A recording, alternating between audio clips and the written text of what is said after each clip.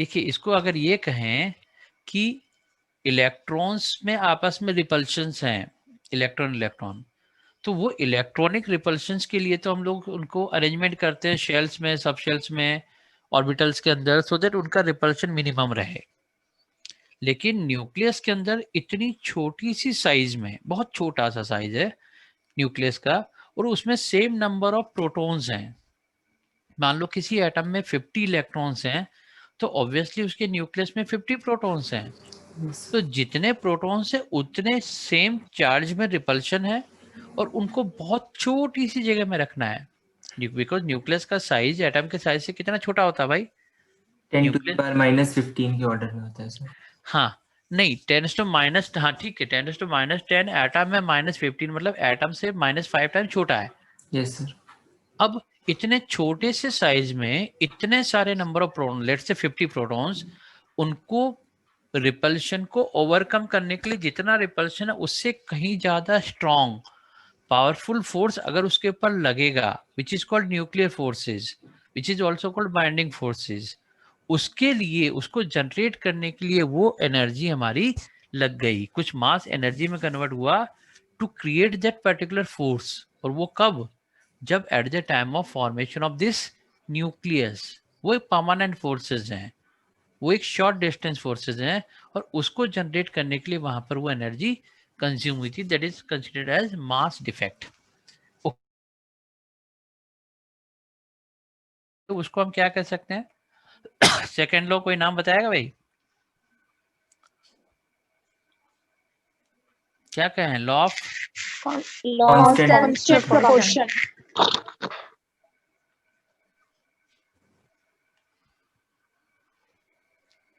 ये कह रहे हैं कि law of definite proportion, proportion कहा तो डेफिनेट कहा, और अगर कांस्टेंट कहते हैं तो कंपोजिशन कह देते हैं, और constant composition. Law of definite proportion और कांस्टेंट कंपोजिशन। अच्छा, किसी साइंटिस्ट का नाम एसोसिएटेड है इसके साथ? Rouse. बिल्कुल ठीक है, जोसेफ राउट्स का नाम इसके साथ एसोसिएटेड है। अब ये स्टेटमेंट कहता है कि किसी भी केमिकल कंपाउंड में जो उसके एलिमेंट्स का प्रोपोर्शन होता है वो एक डेफिनेट प्रोपोर्शन होता है, it is always remain same. तो आप इसके लिए पहले स्टेटमेंट लिखे, a chemical compound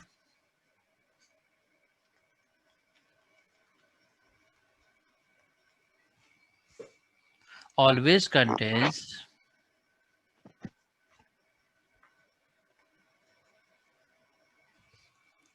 exactly the same proportion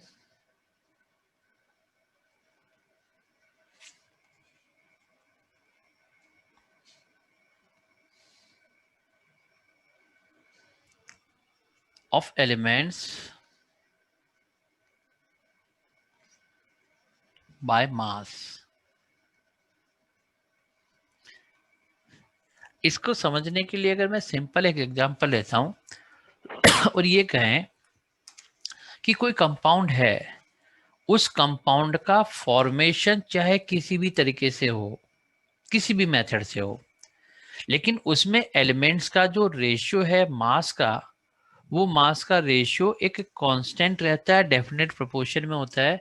जैसे अगर आप एग्जांपल लेते हैं वाटर, तो वाटर चाहे किसी भी तरीके से फॉर्म हो, चाहे हाइड्रोजन ऑक्सीजन मिलकर के वाटर बने, चाहे एसिड बेस न्यूट्रलाइजेशन से वाटर बने, इसमें हाइड्रोजन और ऑक्सीजन के मास का रेशियो आइदर वी राइट 2:16 और 1:8।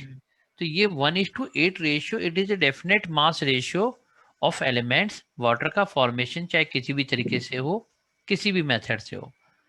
सिमिलरली अब हमने लिया एग्जांपल कार्बन डाइऑक्साइड।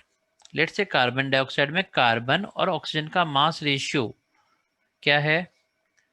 12:32 और 3:8। अब कार्बन 4 है।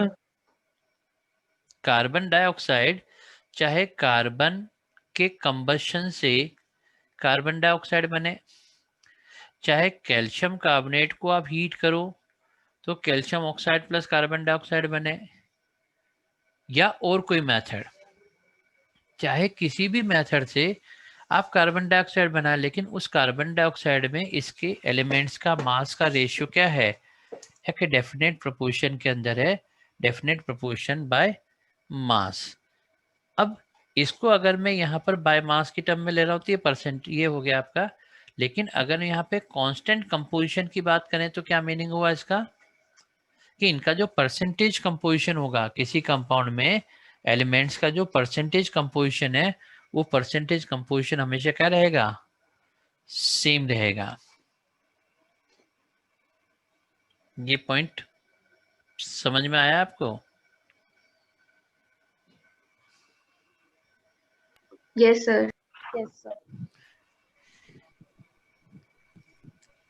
लेकिन अब अगर मुझे यहाँ पर एक एग्जाम्पल दिखाना है तो कैसे दिखाऊं भाई, मॉड्यूल तो है ही नहीं आप लोगों के पास। है सर। है सर। है Yes, sir. तो अच्छा ये बताओ, आप में से कितने लोगों के पास मॉड्यूल नहीं है, जरा काउंट बताइए तो। कितने के पास नहीं है, नाम बोल दीजिए। सर मेरे पास नहीं। कनिष्का। कनिष्का 1 2, और बताओ। दिव्यांशी सर। दिव्यांशी 2, और आयुष 3, और नीतू। नीतू 4, एंड और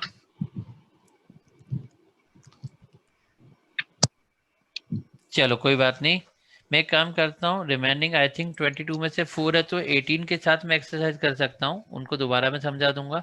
लेकिन कल आप कलेक्ट कर लेंगे नहीं मॉड्यूल, चारों लोग? Yes Yes, sir. sir. कर लेंगे। ठीक है, तो एक काम करते हैं, अब आप देखिए पेज नंबर 2 पर एग्जाम्पल नंबर 4 है, पेज नंबर 2 मॉड्यूल के Yes, sir. Example number 4। Although solved example है, सॉल्व्ड एग्जाम्पल है, तो एक बार एग्जाम्पल को रीड कीजिए, देखिए क्या कहना चाह रहे हैं और उसको समझिए, फिर मैं समझाता हूँ।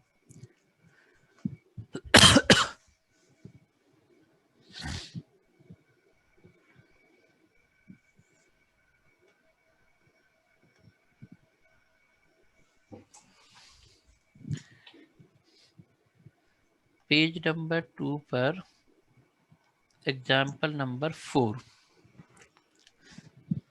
एग्जाम्पल में गिवन है कि copper oxide it was prepared by 2 different method, 2 अलग अलग तरीके से इस कॉपर के ऑक्साइड का फॉर्मेशन हो रहा है, कॉपर के ऑक्साइड का फॉर्मेशन हो रहा है, Cu कॉपर का ऑक्साइड।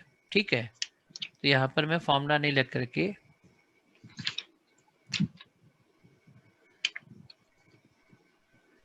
अब एक केस से जब कॉपर के ऑक्साइड का फॉर्मेशन किया तो उसमें 1.75 ग्राम मेटल से 2.19 ग्राम हमें कॉपर का उसका ऑक्साइड मिला। 1.75 ग्राम मेटल और 2.79 ग्राम उसमें ऑक्साइड था। ये केस 1 हो गया। फिर केस 2, इसमें ये कहते हैं कि 1.14 gram of metal, 1.14 gram of metal, it gives 1.43 gram of metal oxide. अब ये जो रिलेशन है वो लॉ ऑफ कांस्टेंट प्रोपोर्शन को शो करता है, ये आपको फाइंड आउट करना, डिटरमाइन करना, बताना है। अब आपके पास केस 1 में मुझे यहाँ पर परसेंटेज ऑफ कॉपर की परसेंटेज निकालना, परसेंटेज ऑफ कॉपर, बताओ फर्स्ट केस में मेटल की कॉपर की परसेंटेज निकालनी, तो क्या करूंगा, weight of metal Divide by weight of oxide into 100. Divided by weight of metal oxide into 100। तो 1.7 ग्राम मेटल का वेट है, 2.19 ग्राम ऑक्साइड का वेट है इनटू 100। ऐसा करने पर उसकी परसेंटेज आ जाएगी 79.9। तो ये आ जाएगी 79.9%। अगर 79.9% कॉपर है तो परसेंटेज ऑफ ऑक्सीजन कितना हो गया? टोटल मेटल ऑक्साइड में से कॉपर की माइनस करके। ठीक है, 100 माइनस कर लेते हैं। 100 माइनस 79.9 कर दिया, 20.1। ये 20.1%। तो ये जो परसेंटेज कंपोजिशन है कॉपर और ऑक्सीजन का, ये परसेंटेज कंपोजिशन है, इसी को मैं कह रहा हूँ क्या, ये कांस्टेंट कंपोजिशन। तो परसेंटेज को कंपोजिशन के लिए यूज कर रहे हैं। अब केस 2, सेम कॉम्बिनेशन केस 2 के लिए निकाल लीजिए।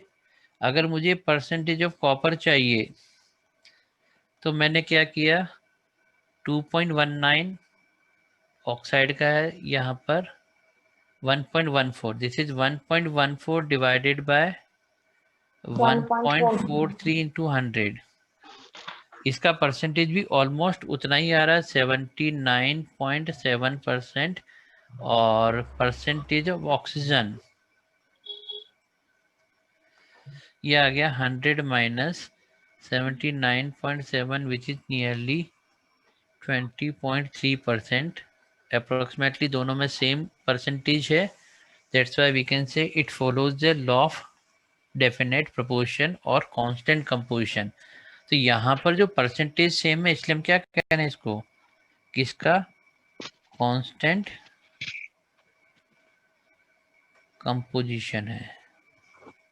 कंपोजिशन कांस्टेंट हो गया, डेफिनेट प्रोपोर्शन हो गया। प्रोपोर्शन के लिए रहते हैं तो वो रहता है कांस्टेंट कंपोजिशन। ये पॉइंट आपको समझ में आया? Yes sir. Yes, sir. चलिए next point number 3, law number 3। कोई बताएगा कौन सा है? Law of multiple. Multiple proportion. भैया माइक म्यूट कर लें भाई, एक second. Multiple proportion,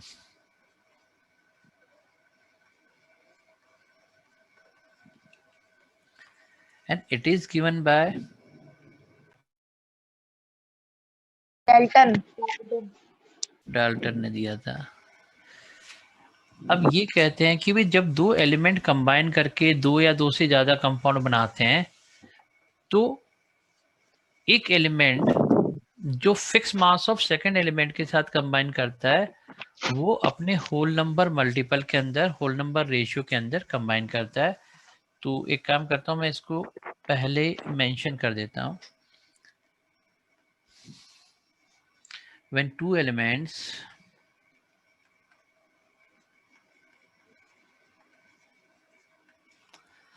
combine with each other,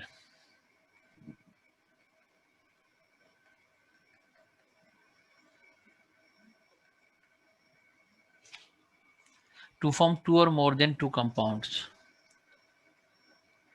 to form two or more than two compounds,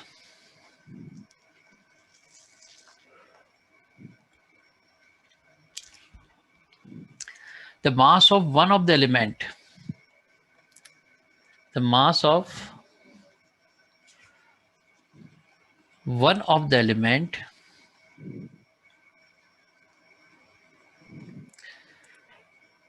which combine with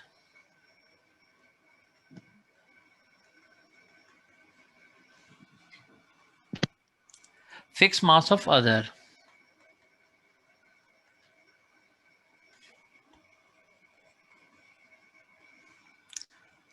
have a simple whole number ratio.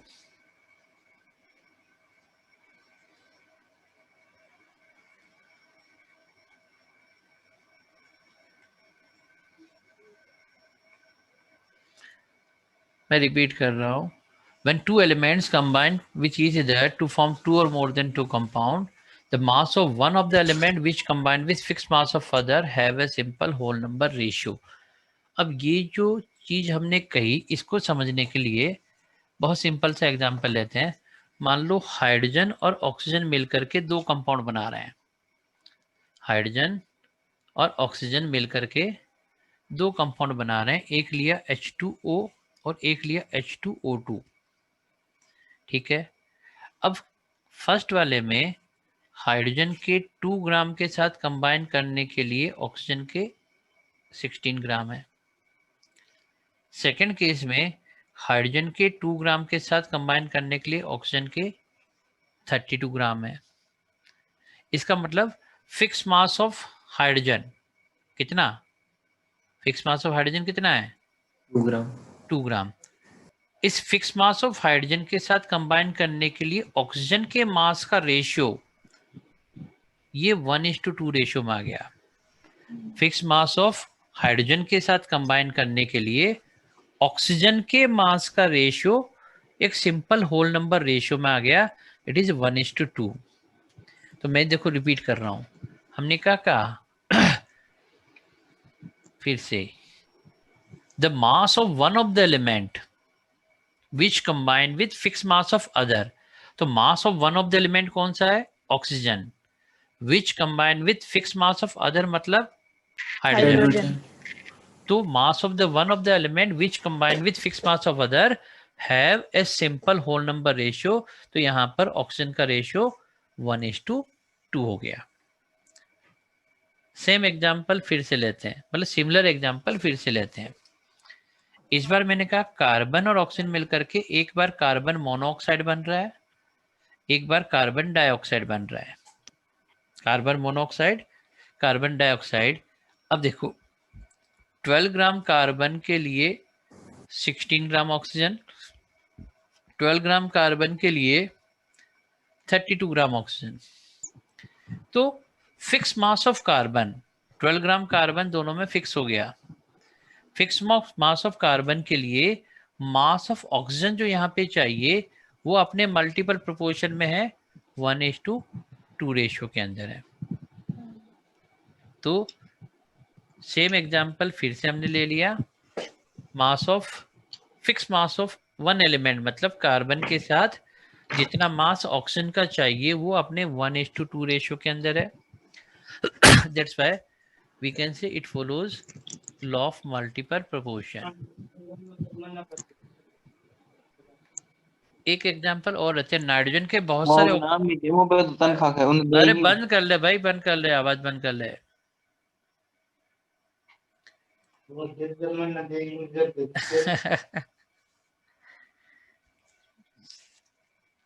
Nitrogen and oxygen combine together to form various oxide. NO2, N2O, N2O2, N2O3, N2O4, N2O5. बता दो तो रुक जाता भी. एक minute रुको, ये किसने अनम्यूट किया हुआ है?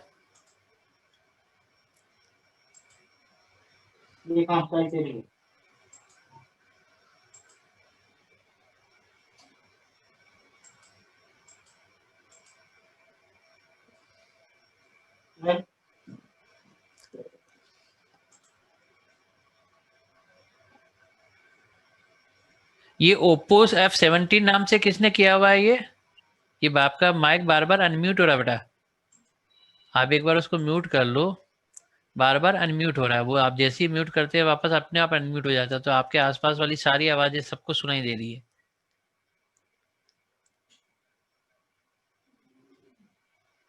ओके. अब जरा बताओ नाइट्रोजन का मास